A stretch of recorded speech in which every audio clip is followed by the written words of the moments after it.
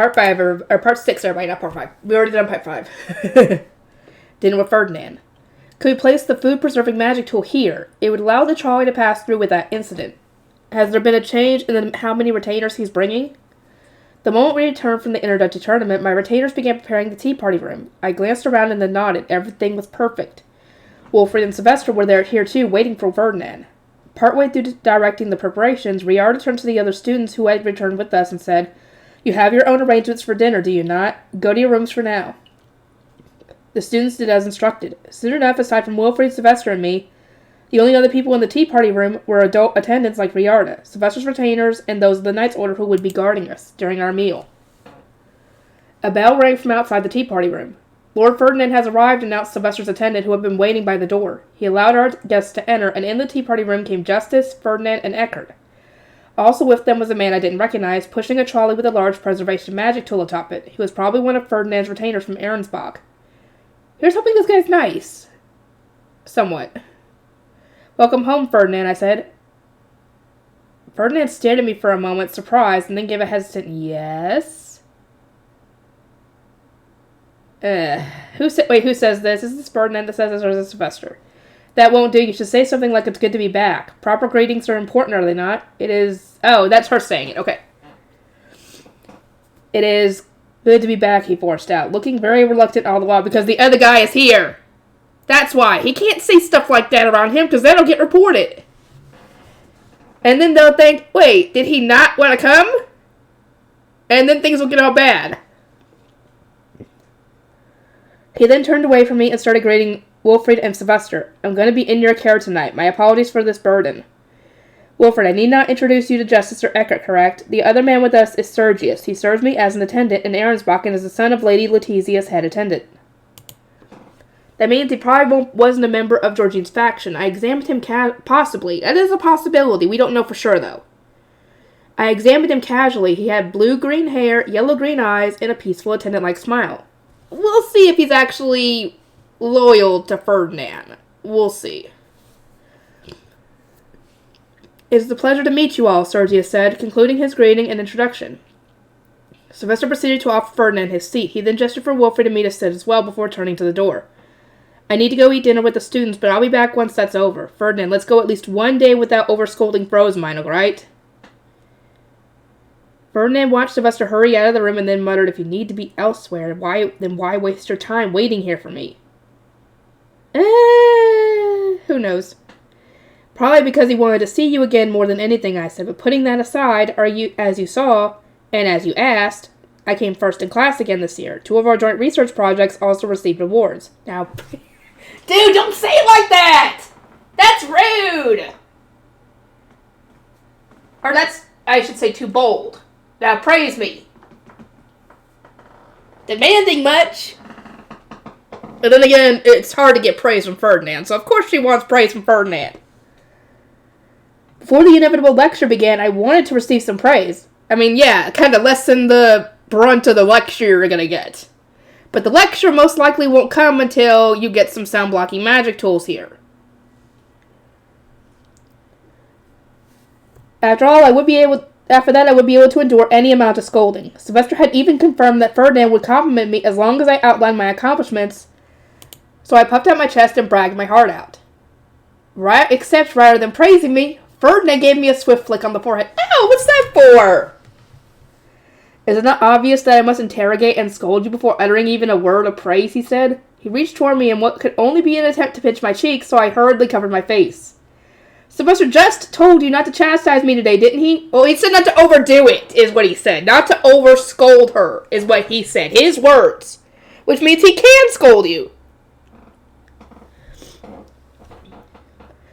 "At the very least, start with some compliments. I'm prepared to listen to a lengthy lecture afterward." Ferdinand shook his head, exasperated. "I do not care how prepared you are to be lectured. I would rather you grow accustomed to not doing things that will get you scolded in the first place."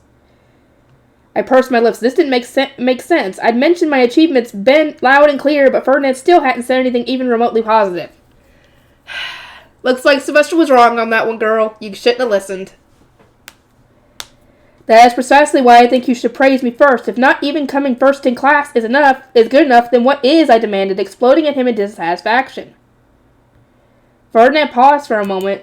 Then, in a voice completely devoid of emotion, he said, "You did very well." That's not the praise I was hoping for! He can't really... I assume it's because Sergius is there. And he's watching. You might have to wait until later to get the actual praise that you want. You might have to. There was no heart in that whatsoever, I cried. You have leave me no choice. I'll use the tournament shoe mail to... I apologize for that, Rosamund, he said all of a sudden. It was my error that I could not stop her from stealing the magic tool you intended to give to another. The tournament shoe mail, what was she going to do with that? I don't know. His face was twisted in the same bitter expression I always saw when he spoke about Veronica, and at that moment I realized he had seen Detlinde as her grandmother when she stole the stuffed toy from me. Oh, I must have brought some traumatic memories to the surface. Sorry. Ferdinand, I want you to praise me, not apologize. The way I see it, there's no reason for you to feel responsible for her actions. But did something happen, Wilfried asked. He hadn't been within earshot at the time. Nothing significant, I replied. Basically, Wilfried spent a moment listening to my overview of the situation and said, "Yeah, that really isn't your fault, Uncle." See? Wilfried agrees with me. We can't really... Wilfried's not very good with this sort of thing, so I don't know if we can count his opinion on this one. Let me know what you guys think of all this in the comments, please. I'd love to hear what you have to say about this. But we can forget about praise and gratitude for now. Let me show you your room. I decided to move the conversation along. It seemed that Ferdinand was going to keep apologizing forever, and guided everyone over to one of the screens in the room. Riarda worked very hard on this. Yes, milady, because you insisted that we help Lord Ferdinand rest as well as possible, Riarda added. She must have been trying to lighten the mood as she cackled and started explaining this accommodation for Ferdinand and his attendants. She continued, "Here we have prepared a place for Lord Ferdinand to sleep. Naturally, there are no bed curtains, but the screen should allow you to relax at least somewhat." She then noted where to put belongings, daily use magic tools, and so on. That part was more for attendants, so I tugged on Ferdinand's sleeve to get his attention and pointed at the bench. "Ferdinand, I brought this from Ehrenfest for you to use today. It was finished?" he asked. "Yes, I expect it to be far more comfortable than other benches or sofas. Do try sitting on it." Ferdinand sat down with great interest, then began squeezing and pushing against the cushions. We are now roughly face to face, which made his sickly pallor all the clearer. He sounded sincere as he said, "Ah, yes, this is good," but his exhaustion was too much for him to hide. Has he been chugging more tons of ultra nasty potions? Probably. That will probably be the case. Justice Edgar, y'all need to do better with this. I was still analyzing Ferdinand when Wilfried quietly said, "Rosamund, what is that?" It was his first time seeing the mattress bench. It's a new creation that I asked my Gutenbergs to make. Ferdinand ordered it some time ago, but he moved to Ahrensbach before it was finished. Ferdinand then interjected, "You may feel it if you are curious." He was stroking the mattress with a hint of what may have been pride. Wilfried approached, a noticeable glint in his eyes. Oswald, his retainer, looked similarly intrigued. "If you rest here, Ferdinand, then you might look a little less tired," I said. "It's been a long time since you've looked so openly exhausted. You reminded me of the Zent when I saw him at the dedication ritual. Just what kind of life have you been living in Ahrensbach?" Wilfried, you're stupid. You don't know Ferdinand as well as Rosamund does. You don't obviously know this. Wilfried examined Ferdinand, looking dubious, then shook his head. "He doesn't seem much different than usual to me. I'm impressed you could tell, Rosamund. It's understandable that you couldn't. You'd never had many opportunities to see him, after all.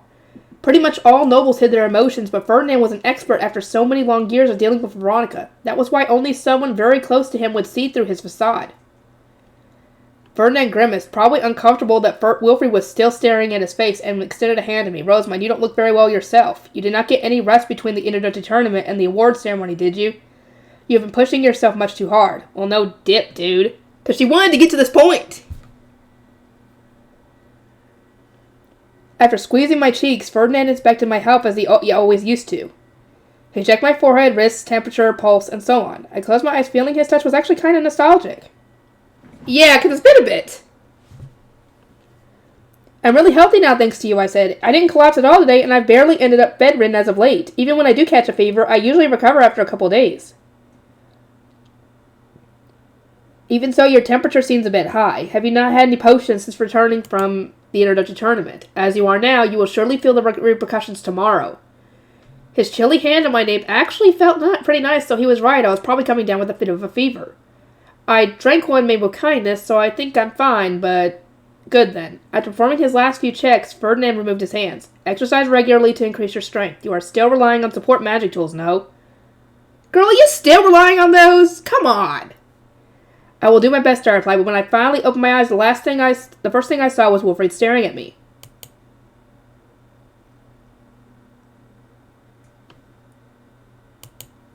Is something wrong, I asked? No, I'm just a little surprised. Surprised about what, I wondered. But then I saw that he was still pushing against the mattress. No doubt he was captivated by the glory of coil technology. Benches like this can't be mass-produced, I said, and there is much room for improvement. They still feel amazing, though, don't they? Huh? Oh, yeah, Wilfred replied. He put on a smile, then glanced between Ferdinand and me while continuing to test the mattress. What? No, it's nothing, really. Oswald, could you start preparing dinner? Oswald got straight to work, but he seemed very conscious of us for some reason. What the fuck is going on, guys? Please explain to me, because if it doesn't get explained, I want to know what's going on. A large preservation magic tool was brought in from the Ehrenfest dormitory, containing today's dinner, as well as several meals for Ferdinand to take back to Ehrensbach. Incidentally, we had borrowed the magic tool from Elvira. She had immediately accepted my request to provide Ferdinand with delicious food, and sent the tool to the temple by carriage. Justice, it will take some time to inspect the food and the tool, I said. You may do that while we are eating. Thank you, milady, he replied. We treasure Ehrenfest meals, as we can use them when Lord Ferdinand does not have much of an appetite. I did not expect our stock to be replenished during our visit, so I'm very much grateful. In other words, Ferdinand was swamped with work. Well, I mean, dude, he's been doing administrative work, so of course he's going to be swamped with work because there's nobody there to do it besides the scholars. And who knows how much they actually end up doing, normally. I glared at him, but he dismissed my concerns right away, saying he had no choice. Sergius, I will entrust you with serving me, Ferdinand said. Understood, Lord Ferdinand. And so we started our meal. Today's food was intended to please Ferdinand above all else, so his favorite dishes were being served. Of course, making double consomme was too time-consuming of a request for the extremely busy chefs of the castle or the dormitory, especially around the time of the Interduchy tournament. For that reason, we had gotten his temple chefs to make it, and then transported it here in Elvira's magic tool. Huh? Is this meat from a Tachin? Wilfred asked, his eyes widening. Tachin meat was pretty rare, and so it was never used for dormitory meals. We weren't eating the same food as those in the dining room, however. Our dinner had been especially prepared in the temple, using tons of rarer or more expensive ingredients. I discreetly asked Wilfred to keep that a secret from the others. Ferdinand enjoys consomme and Tachin cooked in pombe, I explained, so the temple chefs made all this especially.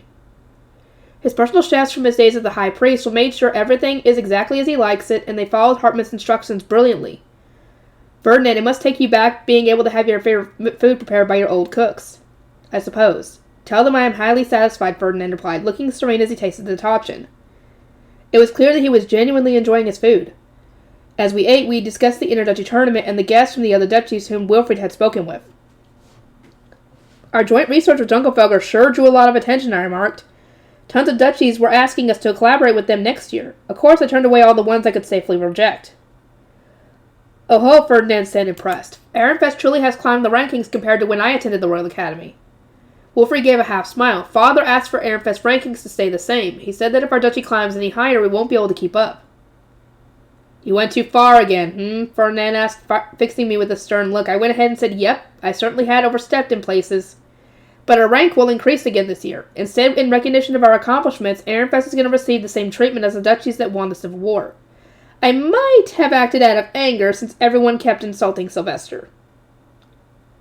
I understand the desire to commit small acts of vengeance, but your whims always end up escalating out of control. I recall saying that you should always report and discuss matters before taking action, but it seems you did no such things. Am I wrong? For the most part, yes. I could only hang my head. This lecture was probably a good opportunity for Ferdinand to blow off more steam, so I didn't want to stop him, but I wish that it could have waited until after dinner. Uncle, even after you told Rosamund not to get involved with the royal family, she interacted with them again and again, Wilfred said. You really need to scold her. Oh, now you're the one getting scolded now. Ferdinand glared at him. You should have done a much better job of containing her. She does not learn unless she is scolded while in the act or appropriately set on the right path. Furthermore, Sylvester just told me not to lecture her too much. Come again? I was genuinely shocked to hear Ferdinand say that, especially when he looked completely serious. Have you really been listening to Sylvester's advice? I mean, not once have you praised me so far, and what was all that chiding about? Those were simple warnings, Ferdinand replied with a very nice smile. If my intention were to scold you, I would not be acting so kind. Right now, I could easily scold both you and Wilfried until the last light of this world fades away. Ooh! Instead, I am containing myself as much as possible, or would you rather I give you a taste of real scolding? Uh-oh. That's not real scolding. Uh-oh. Wilfried and I desperately shook our heads. If this was his idea of containing himself, I didn't even want to think about him going all out. By the time we finished eating and started drinking tea, justice had taken place with Sergius having apparently finished going through the food and the magic tool. Our retainers were similarly returning from dinner. In their place, Riarda, Oswald, and those of the Knight's Order stepped down to eat. All that aside, how was this year's winter hunt? Ferdinand asked. Did it end without incident? Well, it ended, and I said, aware that he was actually referring to the purge. We are here in the Royal Academy, so we do not know the details. You may wish to ask Sylvester about it later.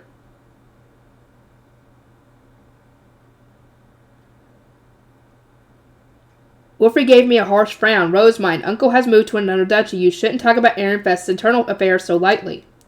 Perhaps not, but Ferdinand had gone to Ahrensbach to obtain intelligence about Georgine and protect Ehrenfest from a distance. He would be in trouble if we didn't share at least some of our own intelligence with him in turn. Wilfried, Ferdinand is... Stop, Rosemine, Ferdinand said. He looked at the attendant side of the screen where Sergius currently was. Yeah, you need to have a sound-blocking magic tool in order to be able to do that. Wilfried is correct. You should think very carefully about all that you tell me. Things are no longer as they once were. That's true, but sharing intelligence is still important, I said, frowning. I was afraid of Ferdinand being isolated in Ahrensbach. He's saying, wait until I get a sound-blocking magic tool to be able to use, and then we can discuss all that. If he can, that is. He shrugged. I will speak to Sylvester about Ehrenfest. As for you, well, let us discuss that shoemill stuffed animal. To whom did you intend to gift it? I will need to compensate you. As I said, there's no need for you to apologize. Lady Rosemine, Lazletta said, stopping me in my tracks. She asked for permission to speak, then whispered, may I suggest accepting his apology? Lord Ferdinand will feel more relieved to have compensated you, which may be what you wished for in the first place. I didn't want to go along with this since Detlendi was the one to blame, but if complying would make Ferdinand feel better, so be it. But what kind of compensation can he give, I asked. Perhaps he can make a new stuffed animal for you, Lazletta said. That would certainly do. He could even fill it with messages of his own. Would you not appreciate that? Before I even had a chance to respond, she spread out a cloth. There was a teleportation circle on it, from which appeared a pot and a steady stream of ingredients. Nice! As it turned out, she had placed the connecting circle to the brewing room and prepared everything well in advance. Nice! Good job, Lazletta! Our corner of the tea room began to look more and more like a brewing space. Naturally, we cannot prepare a brewing stand, Lazletta noted, so please use this table, Lord Ferdinand. If you could start making a sound recording tool for Lady Rosemine. Ferdinand, who had been watching the teleportation circle in a daze, smirked upon hearing the request. Making a new one would certainly be ideal compensation. I cannot talk. I do not have much time, though. Rosemine, can I rely on your assistance? My experience is yours, I replied. You can count on me. Ferdinand wasted no time before picking up the ingredients we needed. His face, which had been so sullen and exhausted a moment ago, was now livelier than ever. The whole compensation thing was merely a front. He was simply excited to be brewing again. I turned to Lazletta and gave her a big smile. Ferdinand then turned to Wilfried and the apprentice scholars. You will assist us too. Our apprentice scholars should be capable of preparing for a brewing session. From there, Ferdinand started drawing schematics on the table. He had memorized the production process detailed in Raymond's reports. In the meantime, the apprentice scholars used wash-in to clean the brewing tools. Now then, Ferdinand said, I have been tasked with making a stuffed animal for Rosemine, but how many more will we produce? I imagine your intended recipient will need one too. I pondered the question. My original intention was to give the stuffed animal to Lady Letizia. It was going to speak words of encouragement since you are always so harsh and repeat a warning that you should not scold her any further. Right, that really does sound important, Wilfried added, a distant look in his eyes as he helped the scholars wash the brewing tools. You're demanding beyond measure, Uncle. I remember thinking as much when you were teaching Rosemine to me. You have high standards and a merciless attitude. He does, but it comes from a good place. As it turned out, Wilfried had been given an excellent stream of tasks during my 2-year slumber. I'm glad you agree, I said. For anyone studying under Ferdinand to survive, praise is absolutely necessary. I went on to list all the phrases I was planning to add to the magic tool. Ferdinand maintained a grimace the entire time while Justice chuckled and said, "Her letter, I assume." Evidently, he knew what Letizia had written. It may be wise to register the new magic tool with Sergius's mana, assuming he is close with Lady Letizia's head attendant, I said. Lady Letizia has left her family to be adopted, has she not? If possible, I would like her parents and your uncle to record the messages. I am sure their voices will encourage her more than anything else. I see, Ferdinand muttered. In that case, you will want 4 stuffed animals in total. 1 with her parents' voices, 1 with your voice, the one that I owe you, and 1 to keep in reserve. Apprentices measured the ingredients accordingly. They nodded and got straight to work. Once the ingredients had been measured, Ferdinand and I cut them into many manageable pieces and separated the elements within them, among other things. They prepare ingredients so much faster than I do. Yeah, and we never needed to be this precise for a brew before. Considering the quality of the ingredients, this is so far beyond what we're used to. Hartman had done a good job of keeping up when being taught to make rejuvenation potions, but Feline and Roderick weren't being much help at all. The same went for Ignaz and the other apprentice scholars. They were all merely watching in shock, probably because it was the first time seeing Ferdinand brew. Hold on, are we making them all at once? Indeed, I said, brewing in bulk is quite common and much quicker than brewing over a longer period. It also helps us to ensure that our ingredients are all uniform quality. I gave Ferdinand some of the ingredients he had entrusted me with. Finished. Justice smiled at Ignaz's group while also handing Ferdinand some ingredients. It all comes down to experience. You just haven't done enough brewing in your lives. Also, keep in mind that I have a lot more experience than most other students since I need to make my own rejuvenation potions, I added. Those potions, coupled with all that Jareve business, meant that I was better accustomed to brewing than the apprentice scholars in my year. Not to mention, I started out being taught by Ferdinand.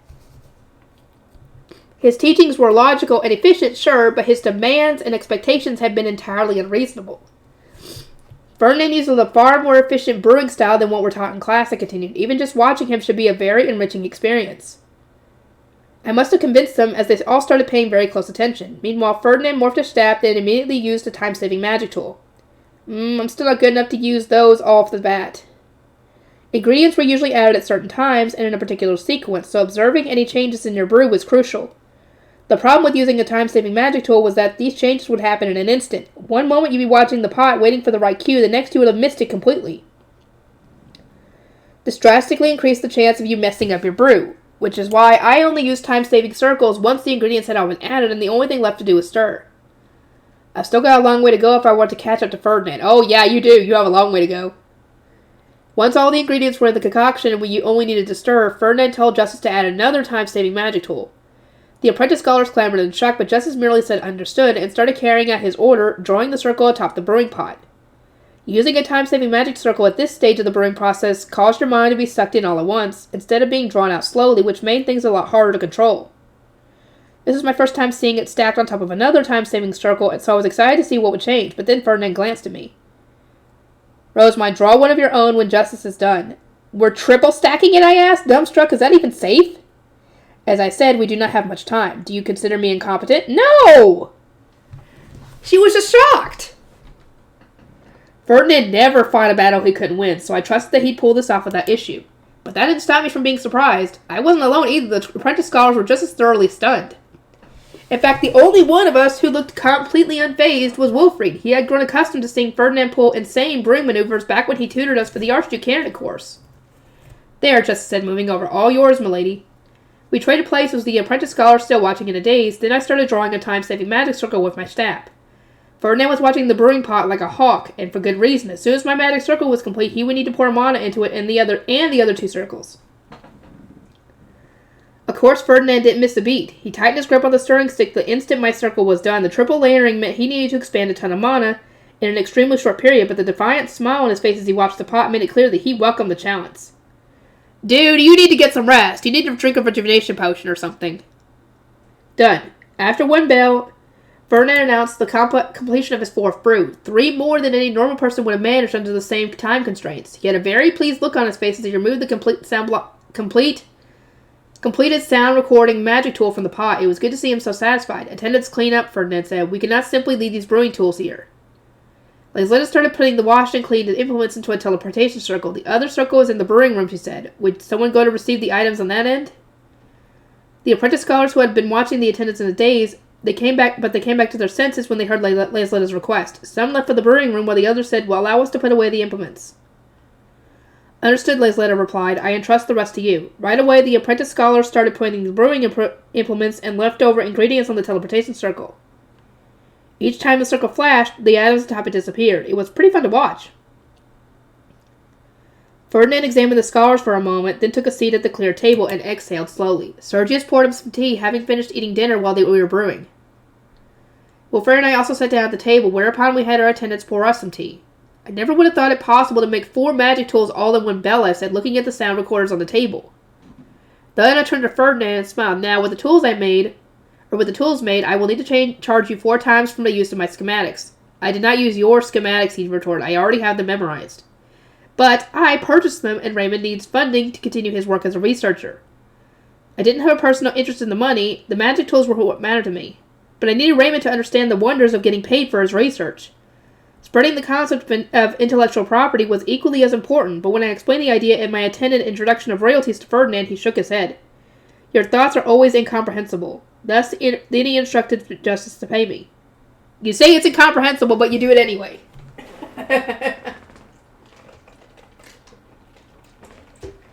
Okay.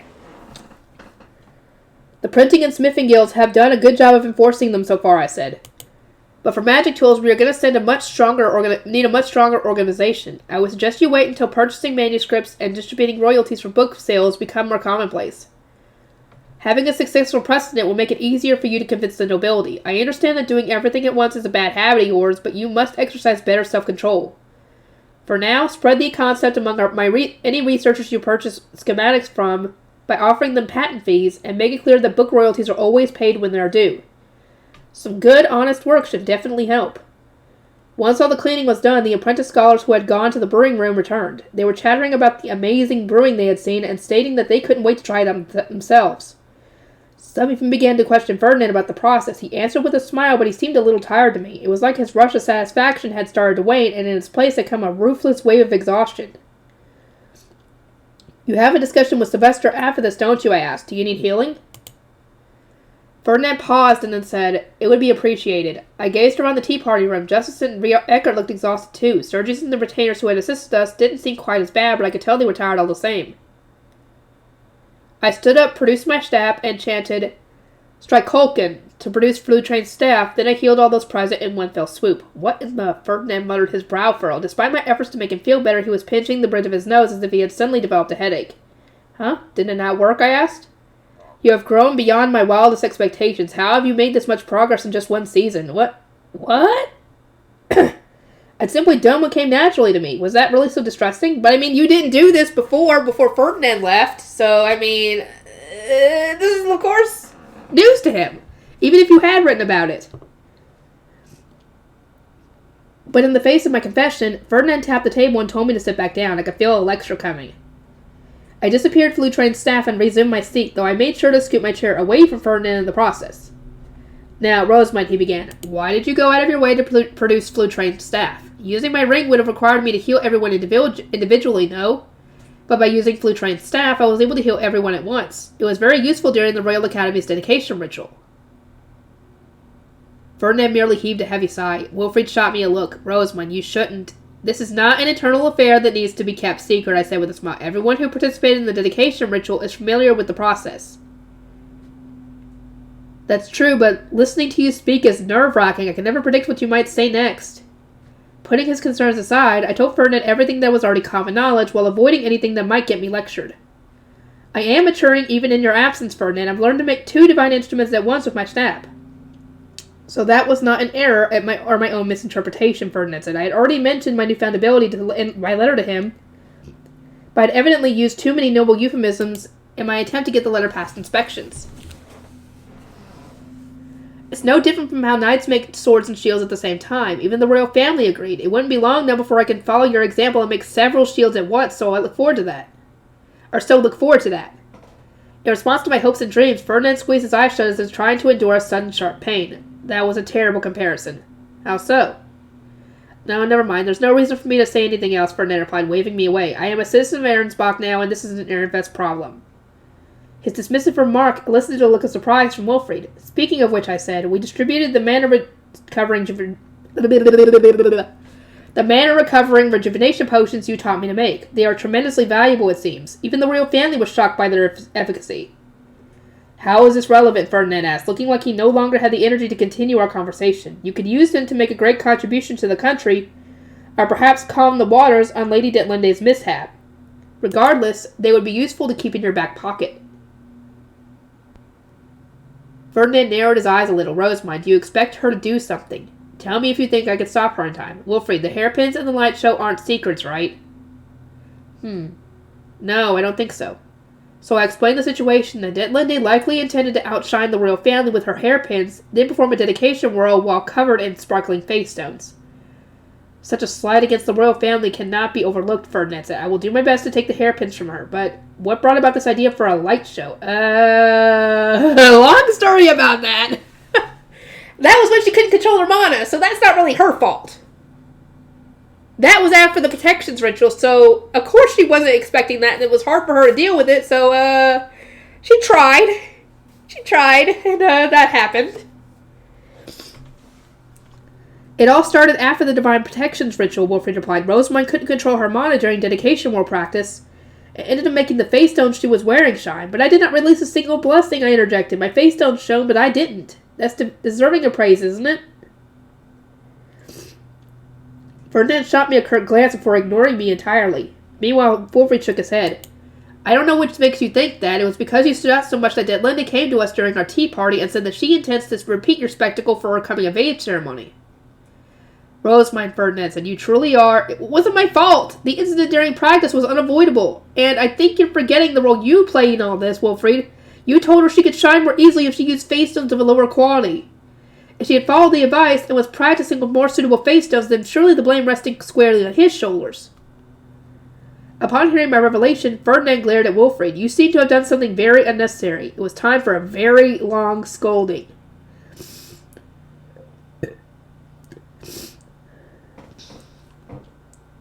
Lady Rosamund, Brunhilde whispered, while tapping me on the shoulder. 7th bell is about to ring. If you intend to entrust Lord Sergius with your magic tool for Lady Letizia, might I suggest doing so soon? I am concerned that it may have already been forgotten. This also seemed like a good opportunity to stop Ferdinand from lecturing Wilfrid, so I tugged on his sleeve and said, if we give Sergius one of the magic tools we made, would he be able to fill it with messages of praise from Lady Letizia's family? I wasn't able to ask Sergius directly because he wasn't my retainer. To answer my question, Ferdinand had to stop lecturing Wilfrid. Well, Sergius, do you have a means of making contact with Lady Letizia's parents? I do, he replied. I was raised in Juanco. He had moved to Arensbach with his parents when Letizia was adopted, but he still had many associates in his home duchy. Then we can register this magic tool with Sergius's mana, I said. May I include some encouraging words of my own? Of course, Sergius replied, his yellow-green eyes creased in a kind smile. I am sure that Lady Letizia will appreciate your heartfelt concern.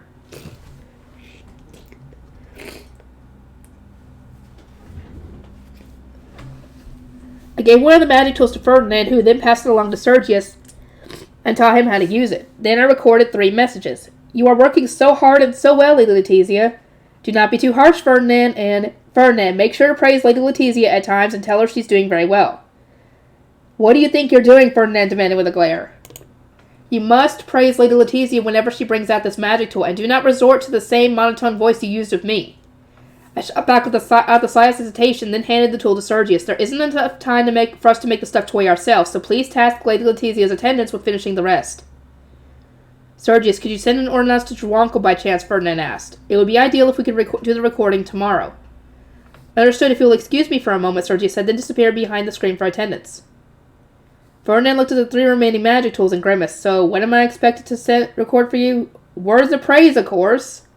I would then have the tool put inside a red panda plush, I thought, but before I could even get carried away with my excitement, Laisletta made a very harsh observation. Lord Ferdinand, if I may, while I agree that few words of praise are warranted, I believe Lady Rosamund would benefit from the same kind of messages she gave you. There should be instructions for her to stop reading and to rest more, Brunhilde added, nodding along, and my retainers weren't the only ones. Wilfrid chimed in that the tool should include some reproofs as well. I certainly would not mind including a scolding or two, Ferdinand said. Hold on, I interjected. I said I wanted praise. Irrelevant. Now, on a more important note, what messages do you intend to leave me? Lady Rosemary prepared this as a gift for you. Lady Zeta replied, acting on my behalf, taking out a... Oh, it's the white shoe mill, I think, that she was doing for the thing, right? Or is Ditlinda getting the white shoe mill, or is she getting one of the blue shoe mills? Because I know that she was supposed to get... They made a dark blue shoe mill and a white one. I just don't know which one was going where. Let me know, please. And setting it in front of me. She must have gone to my chambers to retrieve it. The care and consideration my attendant showed me was almost painful at times. No, Lady Zeta, I intended to give this to Justice. Ferdinand would just stick it in a box, never to see the light of day again. I picked the shoe mill up off the table and pressed it into Justice's hands. Use this when Ferdinand is too absorbed in his work to listen to reason. Should we see what messages you recorded for him? No, I cried, feeling the blood strafe from my face. Later, Justice, check later. Uh-oh, this is getting his interest now. He's like, what am I supposed to be listening to this for later? I want to hear it now. Ferdinand scoffed, we will do no such thing. The last thing we want is a repeat of that incident during today's demonstrations. Ferdinand, look, that box over there is full of research documents about Schwartz and Weiss. How about we start looking through them? Sounds good, right? I can imagine the panic in her voice. That can come later. Justice, the recordings. Uh-oh, I told you! At once, Justice obeyed the order from his lord. My messages to Ferdinand started playing one after another.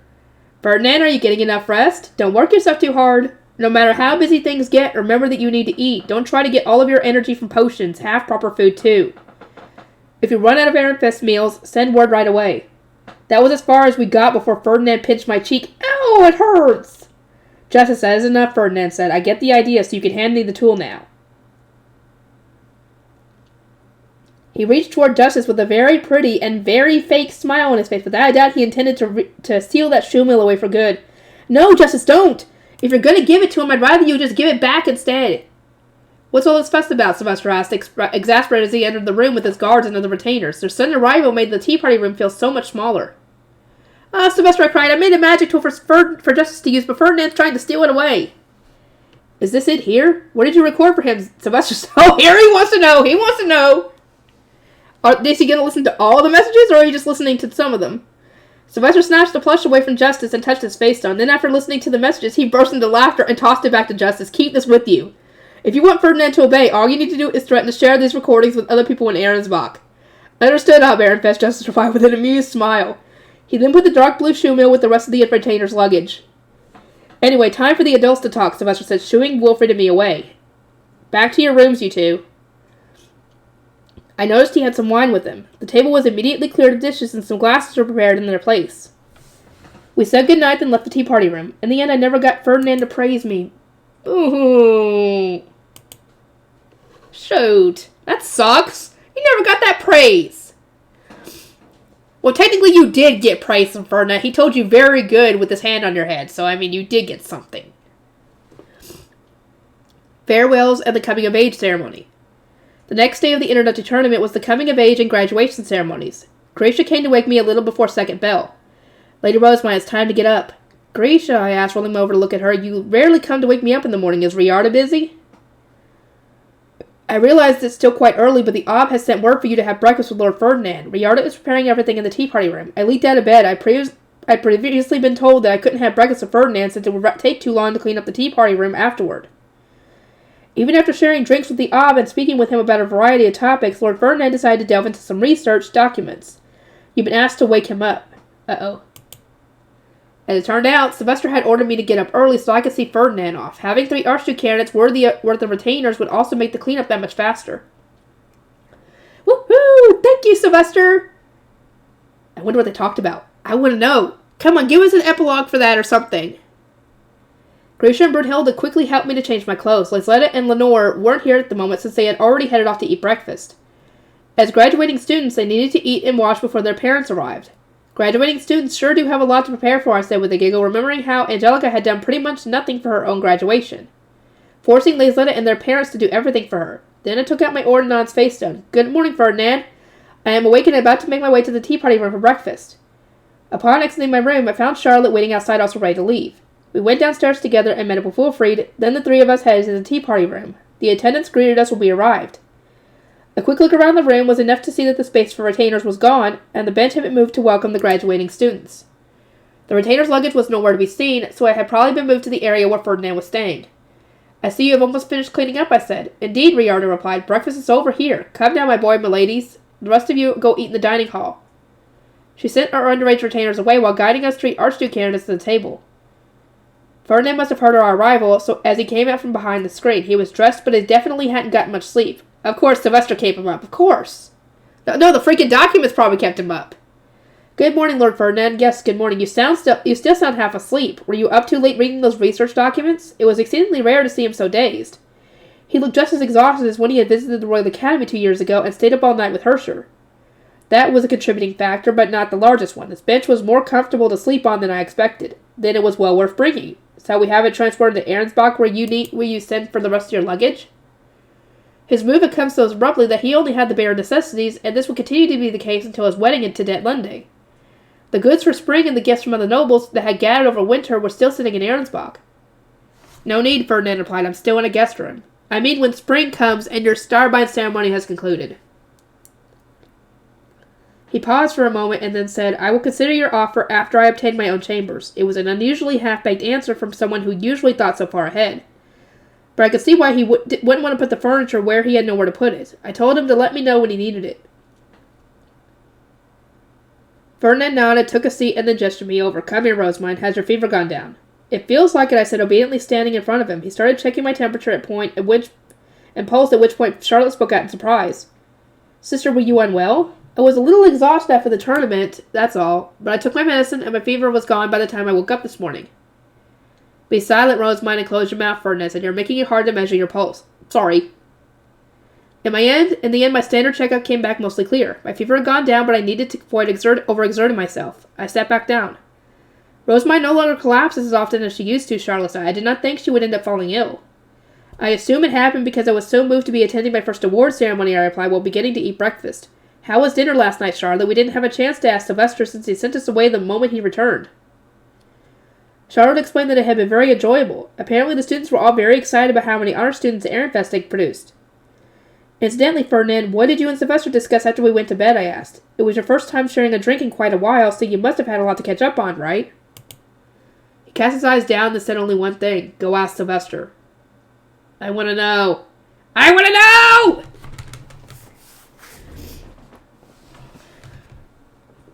After breakfast, our plates and such were cleared away, and Justice placed 3 things on the table, a bag and 2 sound recording magic tools. This is for you, Ferdinand said, sliding one of the tools over to me. As per your attendant's wishes, I have included many words of warning. Did you honor my request? Who can say? So mean! I puffed out my cheeks and activated the magic tool just as Ferdinand had said. The first message was admonishing. It's time to eat. I do not know what you're doing, but stop at once. I wonder what the others say. That is enough, Rosebud, Ferdinand said with a grimace. If you wish to listen to the rest, wait until you are back in your room. I do not much care for listening to my own voice. Wow! Okay.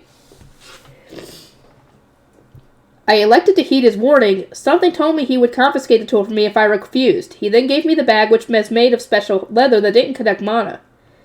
Inside was another magic tool and some paper. Last night you registered one of the magic tools to Sergius and added some messages to it, correct, Ferdinand asked? Since we were able to brew 4 in total, I thought we would put one of the others toward furthering our research. Use this magic tool according to the instructions and inform me of the results. You may send your update by letter. I nodded and accepted the leather bag. This was part of a joint research project, so refusing wasn't an option anyway. As for the last remaining tool, might I take that as a backup, Ferdinand continued. I am sure I could think of various uses for it before next winter. I nodded. You made and paid for it, Ferdinand. Use it as you wish. As per Sylvester's orders, we had gotten Ferdinand out of bed and eaten breakfast with him. From here, he would need to change into his formal attire and go welcome Det-Lunde. Oh, God. I just don't like that pairing, guys. Ferdinand needs to be with someone he actually likes. Not someone he's forced to be with. And besides, Det-Lunde is very much like her grandmother, and not just in looks. In the way she acts, too. So yeah, Ferdinand does not need to be around that toxicity. We had completed our duties and there was nothing else for us to do here, so it was time to return to the common room. Rosamund, Riarda, Sylvester informed me that you both put a lot of effort into preparing this room for me, Ferdinand said. Because of you, I spent last night in great comfort. You have my utmost gratitude. For him to be expressing his thanks like this, he really must have been comfortable. All of the thought Riarda and I put into laying out the room had been recognized, and considering that I hadn't received any compliments last night, that made me doubly delighted.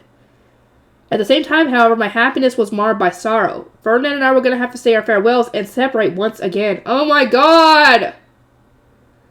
At times like this, a simple thank you will suffice, I said, having being snarky in an attempt to push my sadness from my thoughts. I expected Ferdinand to respond with his usual sardonic smirk.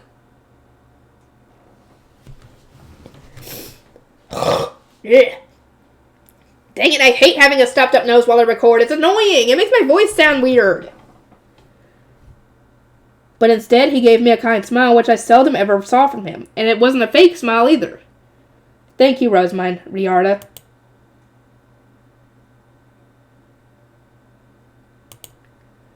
Those were his last words to us before he vanished behind the screen. He had no more time to spare. Hearing him speak so sincerely was so rare that I wasn't the only one trying not to cry.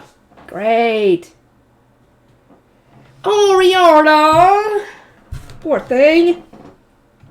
Now let us head to the common room, Riarda said, her eyes brimming with tears.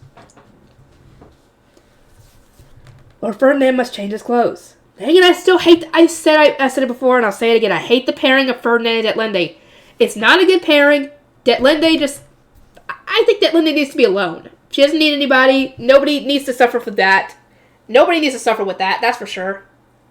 Definitely not Ferdinand. He needs to be with someone that he actually wants to be with. Even if that ends up being nobody.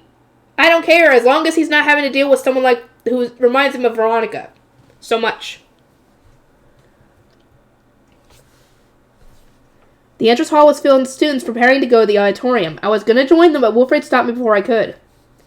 Wait in the common room like Riarda said, he told me. You almost ended up sick yesterday. If you overdo it today, you'll end up having to leave midway through the ceremony again. And the last thing we want is for Uncle to worry about you.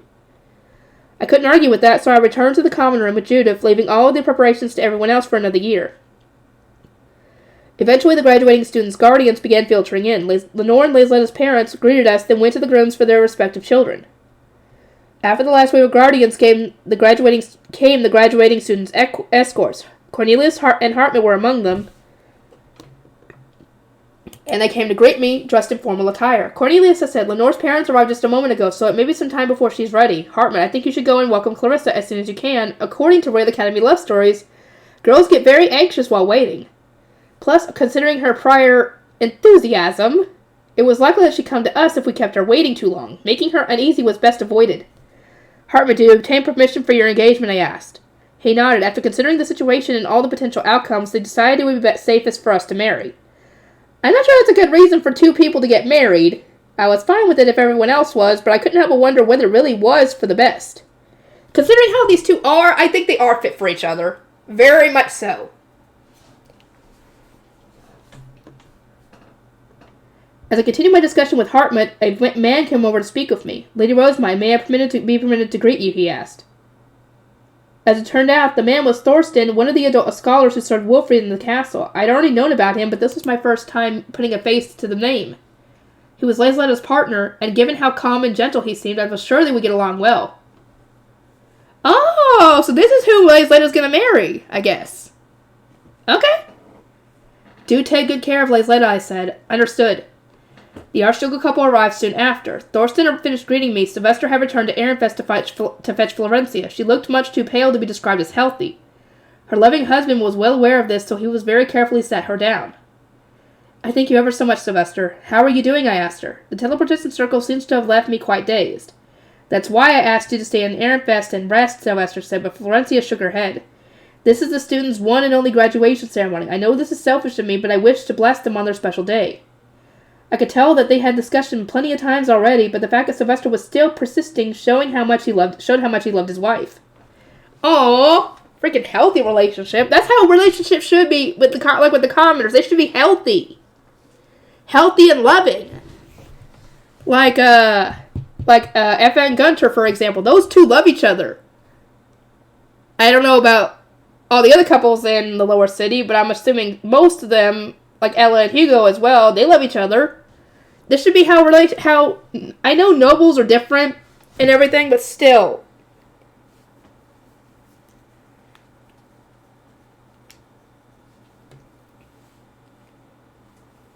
This is why they need to set up the engagements and everything ahead of time so they can give the kids time to get to know one another and be comfortable around each other instead of forcing it on them at the last second. You know? Riarda urged me along. Let us go to the auditorium, milady. You will stand out if you do not arrive before the guardians start entering.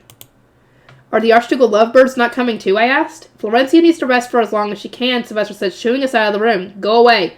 You're a slow walker, so you'll need as much time as you can get. He's not wrong. And so I made my way to the auditorium with Riarda and Judith. Just like before, the walls had been taken down, making the room seem more like a coliseum with audience seating. At the center was a cylindrical white stage for the dedication whirl and sword dance, while further beyond that was a shrine. I was about to make my way to the guardian seats where I'd watched from last year, but Riarda stopped me in my tracks. You are healthier now, milady, she said. You may sit with the Archducal family. To my surprise, I was going to be sitting somewhere closer to the stage, meaning I would have an excellent view of the dedication whirling. Charlotte beckoned me over, so I went and sat next to her. Sister, is Mother accompanying Father today, she asked. Yes, I replied. Teleporting to the Royal Academy made her feel a little unwell, though. So she's going to rest in the dormitory for as long as she can before the ceremony. She's that sick, Wilfried asked. I hope she feels better soon. Oh, Sylvester told me not to tell anyone that Florencia was almost certainly pregnant. Because there was so many offs present for the introductory tournament and its ceremonies, he had received a torrent of proposals for second wives. Thus, to minimize the number of problems he had to deal with, he would only announce the good news after returning to Ehrenfest. Ehrenfest's Archducal couple arrived just before the graduating students. I wasn't sure how she was managing it. Maybe she had taken a potion, maybe her rest had done her good, or maybe she was demonstrating her complete control over her emotions as a whole. As a noble, but Florencia arrived at her seat wearing her usual smile. You shouldn't overdo it if you're not feeling well, I said to her in a low voice. Rosamund, is that not a touch ironic coming from you? Florencia replied with a giggle, just as the auditorium doors opened to reveal the graduating students. They entered and started making their way toward the stage, but someone among them was causing a stir in the audience. Oh, God. Of course, the source of all the commotion was Detlinde. Her hair was styled in the shape of an awe-inspiring mountain, and she looked extremely proud of that fact. It was such a shocking sight that the entire audience ended up in a daze. And then there was Ferdinand, who was maintaining a professional smile as he walked beside his fiancée, but there was a hollow look in his eyes. I guess he couldn't convince her. Ferdinand didn't manage to convince her. Of course he couldn't. She's stubborn. She's a freaking narcissist. Of course he's not going to listen. Detlinde had evidently decided to wear as much decoration as possible. Her hair was in a poof of sorts that really reminded me of Marie Antoinette. Oh God, those big old hairstyles! No wonder she referred to it as a mountain. Now I have a clear visual here. And its brilliant blonde color made her look like a swaggering lighthouse. Poking out of the golden mountain were 3 reddish Ehrenfest hairpins. Oh, good. So they made it so that she couldn't wear all 5. Good. Each decorated with lace and ribbons to make them stand out even more. In a way, this is kind of amazing. I never thought I'd see someone with a hairstyle like this in Jurgensmith. On closer inspection, Detlinde wasn't using all of the hairpins she had received from Ehrenfest. She had probably compromised and replaced some of them with other ornaments after being told time and time again that wearing too many flowery hairpins would offend the royal family. To be fair, she does have fewer decorative flowers in her Ehrenfest hairpins so as to not outshine the royal family. I'm not sure how that really matters when she adorned them with all that much lace and so many ribbons, though. Plus, how is she going to dance with it so much on her head? I have to wonder all that with myself. I actually want to see this animated because I want to see if she was even able to do it, because you would think that would throw her off balance, you know? That's what she needed to do was practice with that hairstyle. Because then it wouldn't throw her off guard if she ended up being off balance with it, you know? But with how Detlinde is, I imagine she didn't practice thinking, oh, I'm going to do wonderful. This hairstyle won't throw me off at all. I instinctively turned my attention to where the Ironsbach's Archducal family were seated. Georgine was watching with an impassioned expression, but had she failed to stop her daughter's madness too? That must be it, right? No way would she just sit back and allow this to happen, except, well, that's exactly what she needs to be doing. She didn't comment that Aronsbach isn't there, so does she not know that he's dead, or is she just assuming that he's not there because he's not feeling well? I don't know. Because nobody's mentioned it. Nobody has mentioned it, except Ferdinand mentioning it when he arrived, essentially, that he had already died. That's the only indication we've gotten of this.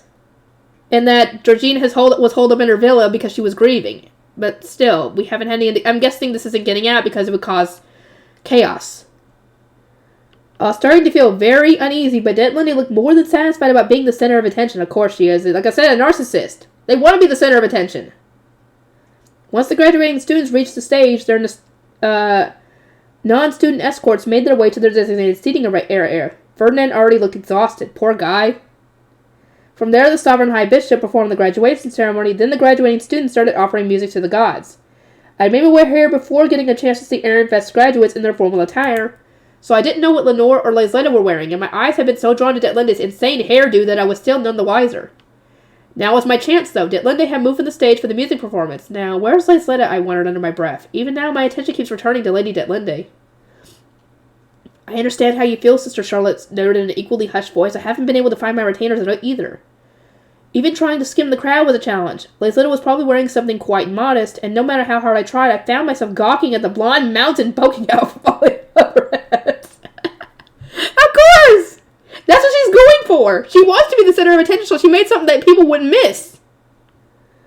My retainer was bound to be among the singing students, so I focused my attention there instead. There, I said at last. I could see Laisletta. She was wearing a light cream outfit and a hairpin of the same color. Laisletta tended to be more reserved and generally seemed to stay a little bit behind everyone else, which might have explained why she didn't always stand out despite being so beautiful, but today she looked extra pretty. According to Miriella, she's quite popular with the boys of other duchies. Well, that was Laisletta found.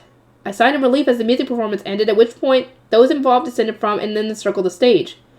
Knights dressed in blue took their place, ready to perform sword dances. There were 20 of them in total, all considered the best of the best, and Lenore was among them. I spotted her at once since there were fewer female knights in the group. Sitting in Lenore's violet hair was red and white flowers, a clear sign that she was born in the winter.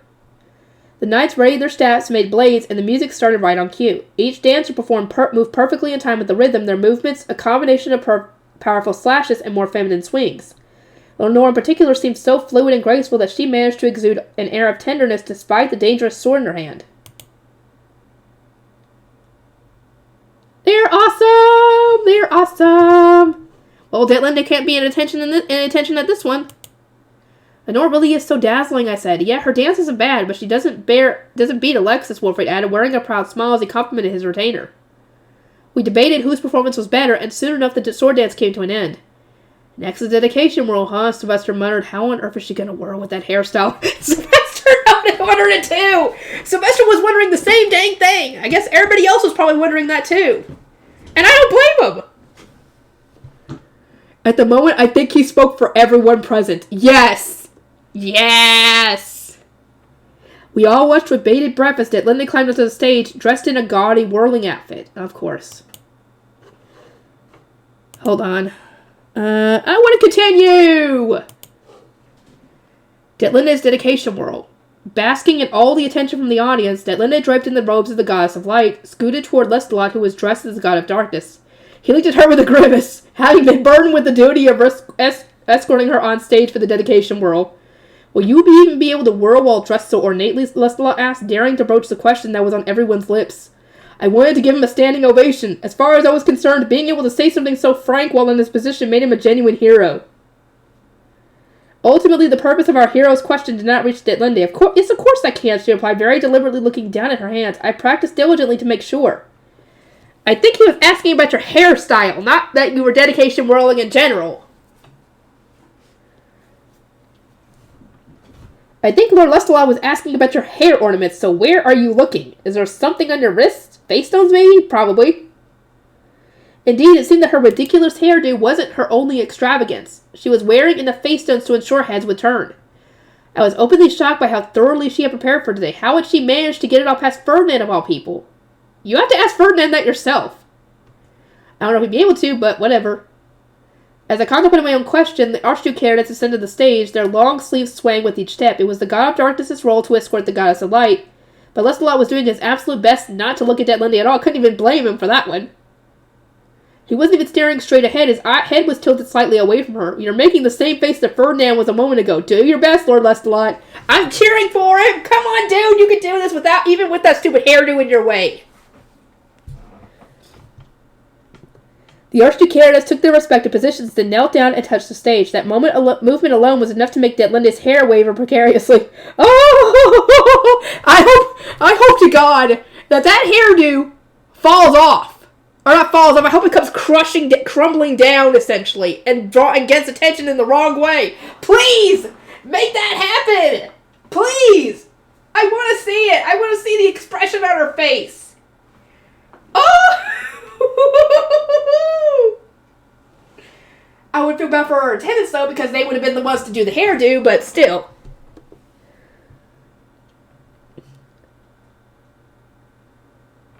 But she didn't seem to care. I was probably more worried about it collapsing than she was. I think everybody else is, too.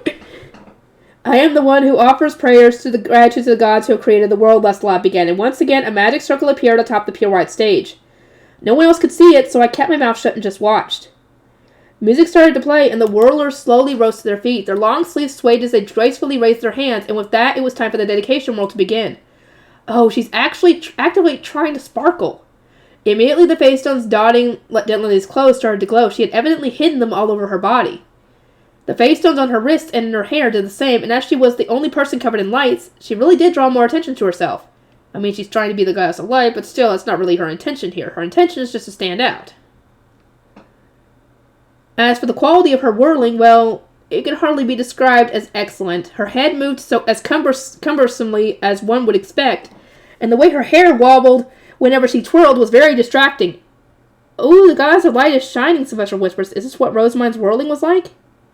Charlotte gave a half smile and shook her head. The face stones sister wore were of a much higher quality. She had the rainbow face stones on her hair, which stick coupled with her various charms, so her lights were far more dazzling than those tiny dots.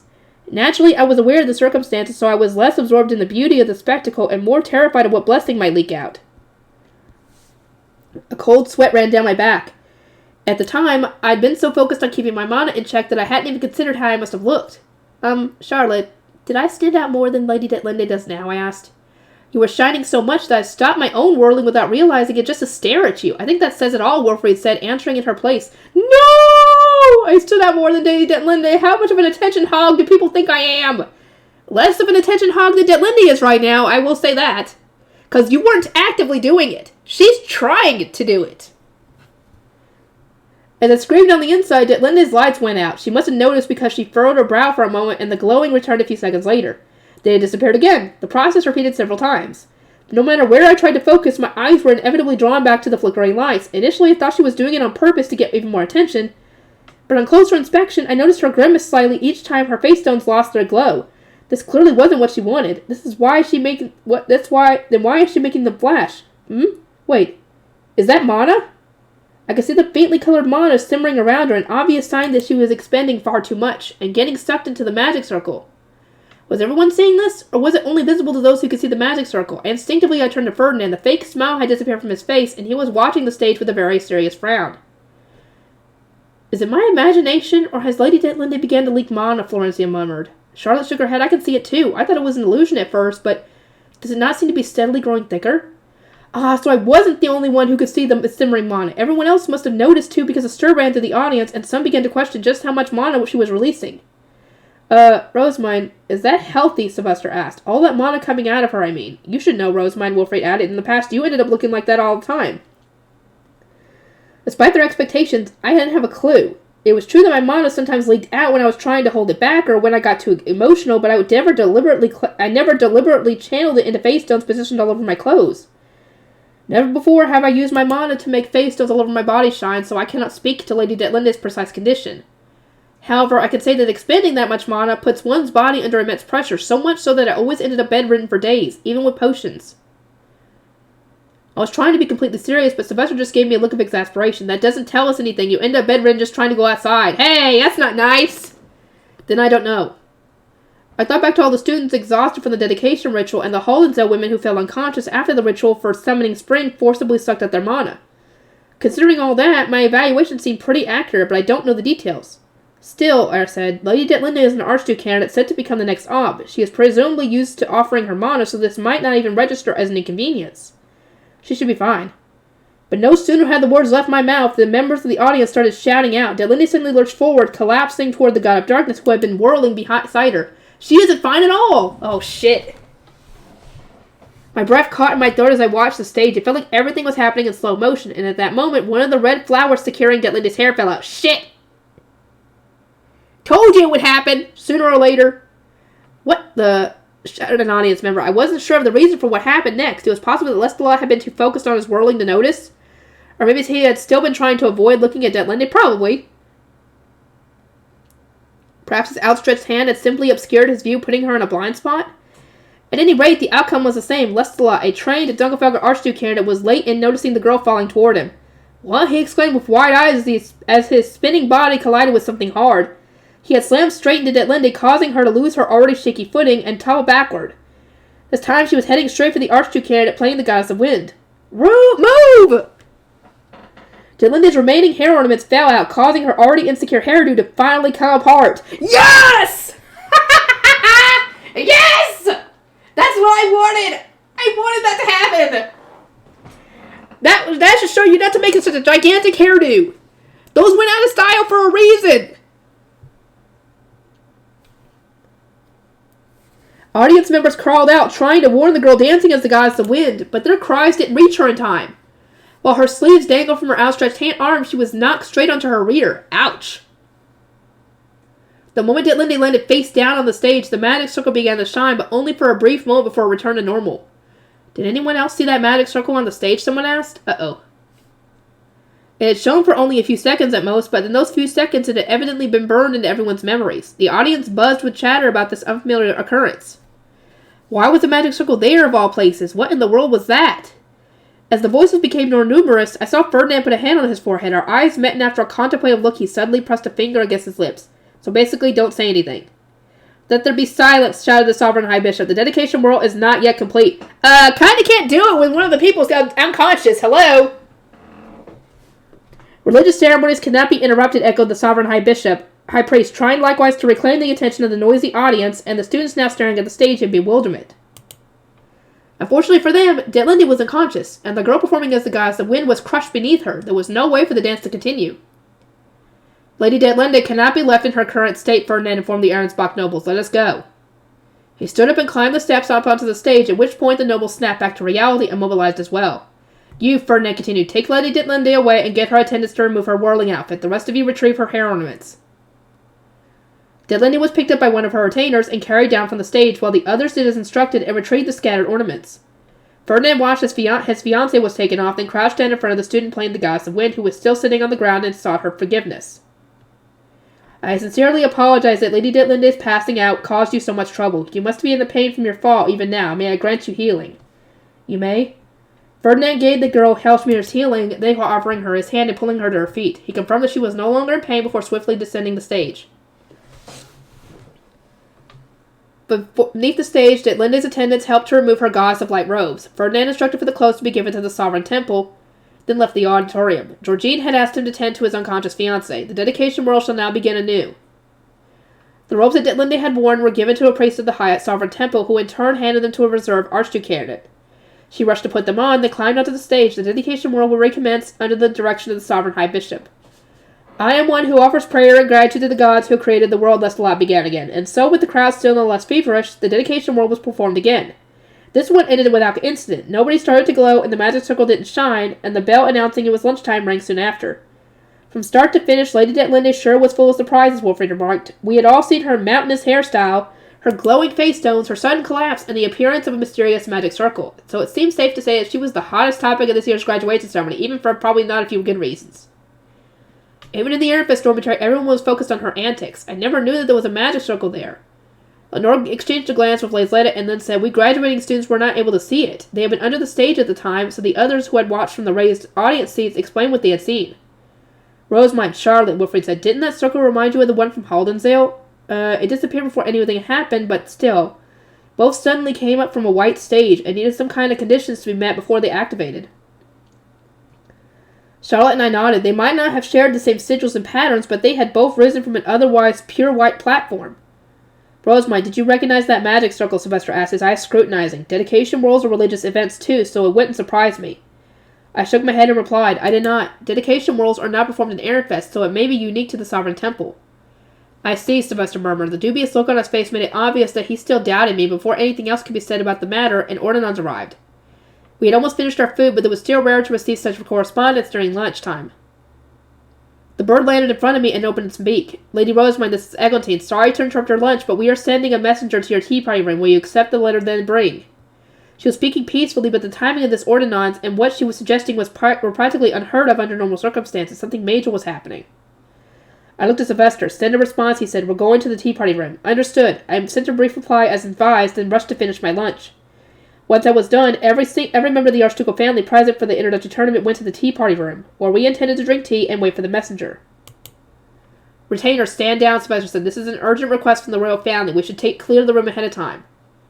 Our retainers left, save for a few guard knights. Sylvester watched them go to turn to Florencia with a look of genuine concern. Don't expect this letter to be anything good. Shouldn't you return to your room and rest? She shook her head. Whether I am informed now or later does not matter. The shock will be the same. Thus, I shall stay here as Ehrenfest's first wife. Sylvester gave a resigned nod. What might this be about, I wondered aloud. The magic circle, obviously, Sylvester replied. That's the only urgent business I can think of that can't be settled via ordinance. I exhaled. In that case, we need to consult Ferdinand too. I couldn't say much on my own. The amounting tension in the room was interrupted by the chime of a small bell, and Anastasius' head attendant Oswin arrived as our messenger. He thanked us for having already cleared the room, then asked Sylvester for permission to use an area affecting sound blocker. I do not mind. Guard knight, step outside the range of the tool. Oswin activated the tool, then held out the letter. Lady Rosamond, this is from Prince Anastasius. I understand that this is exceptionally rude, but I have been instructed not to return without a reply. I opened the letter and read it. Anastasius sending his head attendant was enough for me to have guessed this was something major, but that didn't stop my head from spinning. As it turned out, during lunch, the sovereign high bishop and high priest had revealed that the magic circle we had all seen was meant for selecting the next Zent. Oh no! In other words, Detlinde was now considered the best candidate to rule the entire country. No! Wowee. Lady Detlinde ranked up from future Ob to future Zent. Oh god, no! Don't give her don't give it to her. No! No, no, no, no, no, no, no, no, no! Anybody but Detlinde. Anybody but her. Anybody but her and Georgine. No, no! I disagree. No! No! None of the royal family had known about the circle, and it hadn't shown when Sigiswald, Anastasius, or Eglantine performed their dedication whirls. As a result, the Sovereign Temple had taken its appearance now to mean that it was almost time for a proper Zent to be selected, one to replace the current Gurgeshite-less leader. Before any strange rumors could spread, Anastasius wanted to confirm that the magic circle really was for selecting the next Zent, and that Detlinde truly was closest to taking the role. No! Apparently, if she managed to secure a Gurgeshite, Charlqual intended to cede the throne to her. Wait, are we seriously talking about Lady Detlinde being the next Zent? Please no! What kind of nightmare reality would that be? I have to agree! I agree completely! Because I was familiar with religious ceremonies and magic circles, they wanted my input on the Sovereign Temple's statements. Anastasius even asked that I visit his villa in the afternoon, where all the sovereign priests were busy with the graduation ceremony. It was phrased as a request, but when you consider the sender and the fact that the time had been specified, it was a definite order. As much as it pains me, you are the only person outside the Sovereign Temple where the royal family can consult about religious matters. Oswald said. He was wearing his usual peaceful smile, but I sensed some anxiety in his voice. It was easy to imagine why. Anyone would quaver at the thought of an Arensbach Archduke candidate who had worn her hair so ridiculously during her coming-of-age ceremony becoming Jürgen Schmidt's next ruler. Oh god, that would boost her ego to no end. But this is beyond me! Ferdinand, help! The dedication whirl is an affair of the Sovereign Temple, Sylvester said. Thus, Rosamond knows nothing about it. Isn't that right? I nodded again and again. Our cover story was that I didn't know anything. Sylvester looked at Oswin. This is a royal summons, so I intend to let Rosamond go. That said, the royal family is more likely to find the answers they seek from Ferdinand of Arensbach. That you even have an excuse to speak with him since this matter concerns his fiancée. Given the circumstances, we couldn't refuse a royal summons, but Sylvester's recommendation meant I would at least have Ferdinand with me.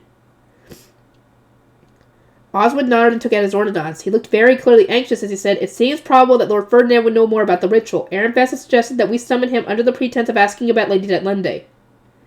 He then sent a bird to Eglantine and returned his attention to Sylvester. We thank you for your valuable proposal of Ehrenfest. With that, Oswald retrieved the sound-blocking magic tool and briskly took his leave. It wasn't long before only those of Ehrenfest's archducal family remained in the tea party room. Everyone looked concerned. I never thought that circle would be for picking the next Zend. Well, if we don't say that, Sylvester protested. We don't yet know if that's true, and I personally don't believe it. In any case, Rosemine, bring back news of what Ferdinand says. Right. Ahrensbach shared a border with Ehrenfest and was the new home of our Ferdinand. How did this incident with Detlinde was dealt with would have an enormous impact on our duchy, too. So we needed to know as much as we could. If the royal family wants to learn these things during the graduation ceremony, then everyone else should be acting normal, Sylvester continued. Rosemary, we'll make out that you took ill again. Riarda will go with you. And I think we can summon Karlstedt if we hurry.